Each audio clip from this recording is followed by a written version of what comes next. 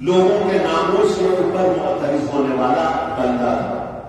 ارینب نامی ایک خاتون مدینے میں رہتی تھی، انتہا حسین و جمیل تھی، عبداللہ ابن سلام کی زوجہ تھی۔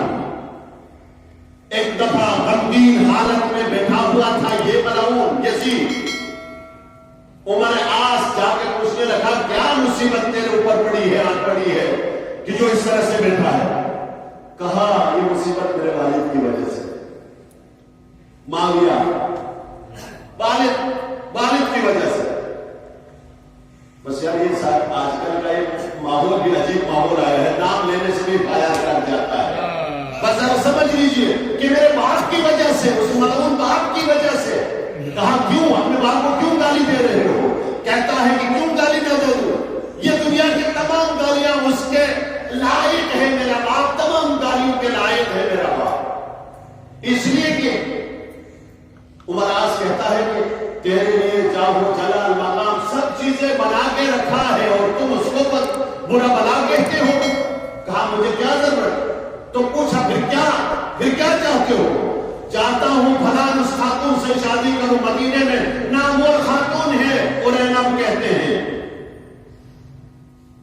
کہتا خدا تیرے اوپر لعنت کرے، تو ناموس سے مردوں کے ساتھ کھیلتا، لوگوں کے ناموس کے ساتھ کھیلتا ہے، یہ تو شادی شدہ خاتون ہے۔ تو کیا ہوا شادی شدہ ہے؟ خلیفہ مسلمانوں کا خلیفہ، ذرا یاد رکھیے لعنت ہو اسی ذات کے اوپر۔ آمین یا رب العالمین۔ بے شمار تو کہاں، تو اس کے لیے کیا کیا جائے؟ عمر عاص سے سوال کرتا ہے کہ اس کے لیے کیا کیا جائے؟ عمر عاص مکار انسان، مکاری میں لومڑی سے بھی آگے۔ عمر عاص کہتا ہے ہاں ایک کام ہے، مشورہ دیتا ہے، ایک کام یہ ہے کہ اس کے شوہر سے اس کا طلاق کروا دو اور آپ شادی کرو۔ کہتا ہے ہاں بات یہ ہو گئی، اس طرح سے مشورہ دو۔ اور کہتا ہے وہ ان کا آپس میں آداب نہیں تھی، کہا اس طرح سے بڑھو، اس طرح سے بتاؤ، جاؤ میرے والد کو بتاؤ، یہ بتا کہ اس کو سمجھاؤ کہ وہ اس کو بلا کے کسی طریقے سے اس کا طلاق کروائے۔ کہتے ہیں ہمیں حسین و جمیل خاتون اور مومنہ خاتون،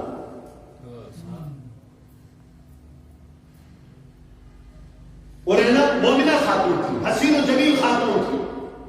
کہا ٹھیک ہے، جا کے معاویہ سے بات کرتا ہے کہ تیرا بیٹا دیوانہ ہو رہا ہے، اس خاتون کے معاملے میں ذرا اس کے لیے اس مشکل کو حل کر دو۔ کہا کیسے؟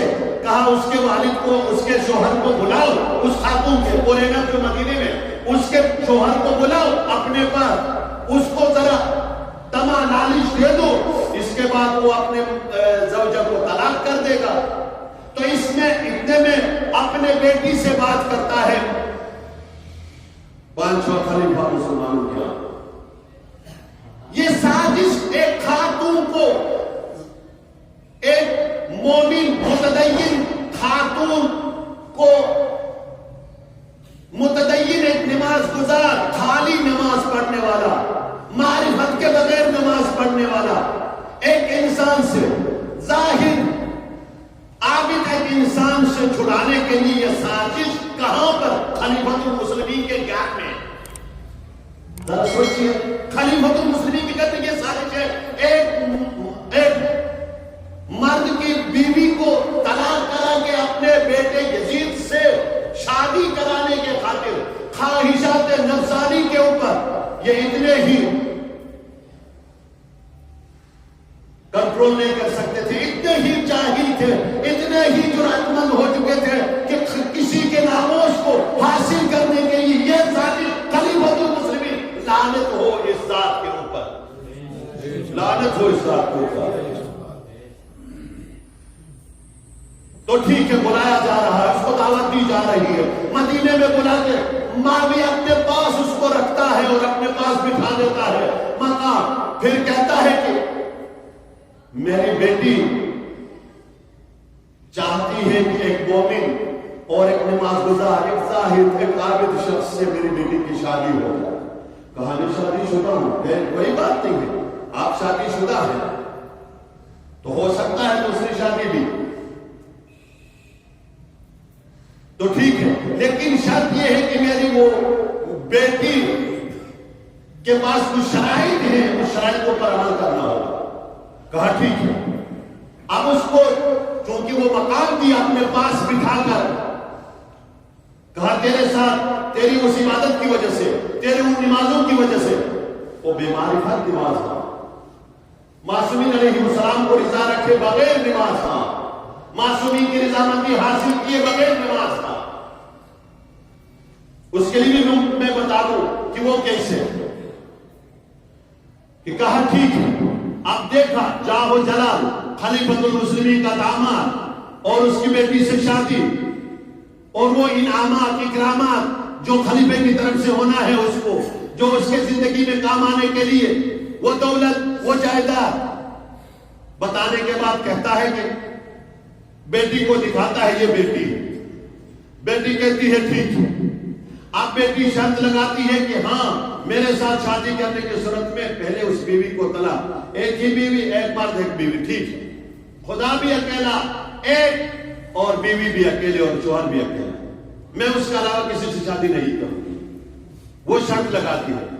یہ سادہ انسان قرب معاویہ حاصل کرنے کے لیے، قرب خلیفۃ المسلمین حاصل کرنے کے لیے، خلیفۃ المسلمین کے نزدیک رہنے کے لیے، ان کے انعامات اور اکرامات اور جاہ و جلال کو دیکھ کر، ان کے دولت کو دیکھ کر اب اپنی وائف کو، اپنی بیوی کو طلاق دیتا ہے، اور طلاق نامہ لکھنے کے بعد بھیج دیتا ہے۔ جیسے ہی طلاق دیا، یہ عمر عاص اس طلاق نامے کو لے کر مدینہ پہنچتا ہے۔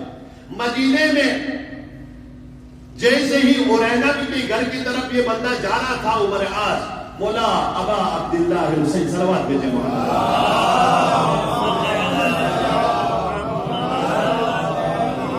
اس سازش کو ملیامین کرنے کے لیے انتظار میں کھڑا تھا۔ اے روبا، روبا کہتے ہیں فارسی میں، اے لومڑی، اے چالا، کہاں جا رہے ہو؟ رنت کے گھر جاؤ۔ کیوں جا رہے ہو رنت کے گھر؟ کہاں یزید کی طرف سے خواستگاری ہے، درخواست ہے، تو وہ شادی شدہ، یہ اس کا طلاق نامہ، یہ اس کے شوہر نے طلاق دیا۔ اچھا اس طرح سے ہے، یہ سازش کر کے آئے ہو، ٹھیک ہے، جاؤ، جا کے کہنا زینب سے تیرے لیے خواستگاری ہے، یزید کی طرف سے بھی اور میرے طرف سے بھی کرنا، حسین کی طرف سے بھی۔ ہاں ٹھیک ہے۔ یہ مکار عمر عاص جاتا ہے، جا کے زینب سے کہتا ہے تیرے لیے 3 خواستگار ہیں، وہاں جا کے اپنے آپ کو بھی شامل کرتا ہے، ایک تو یزید، ایک تو امام حسین، اور تیسرا اپنا، کہہ رہا تیرے لیے 3 رشتے ہیں 3 مردوں کی طرف سے، اب بول کس کے ساتھ رشتہ کرنا چاہتی ہو؟ تو زینب پوچھتی ہے اچھا میرے شوہر نے مجھے طلاق دیا، ٹھیک ہے۔ عمر عاص کے لیے، عمر عاص سے سوال کرتی ہے کہ آپ بتاؤ اگر میرے جگہ میں تم کوئی خاتون ہوتی اور تیرے پاس اس طرح کے رشتے آ جاتے تو کیا کرتا؟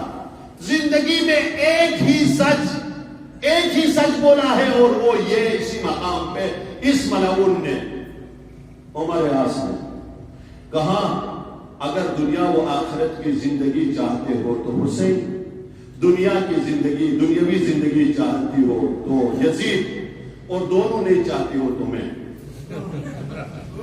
دنیا کی زندگی بھی نہیں، دنیاوی زندگی بھی نہیں، آخرت کی زندگی بھی نہیں، تو اس کے لیے میں۔ اس میں آپ خود پسند کر۔ کہا مجھے چاہیے دنیا کی زندگی، اور خاتون چالاک تھی، پھر کہنے لگے اگر دنیا کی زندگی بھی اور دنیاوی زندگی بھی حاصل ہوتی ہے، آخرت کی زندگی بھی حاصل ہوتی ہو حسین کے ذات سے، تو اس سے بڑھ کے میرے سامنے اور کوئی ذات نہیں ہے، حسین کے ذات کے لیے ہی راضی۔ صلوات اللہ۔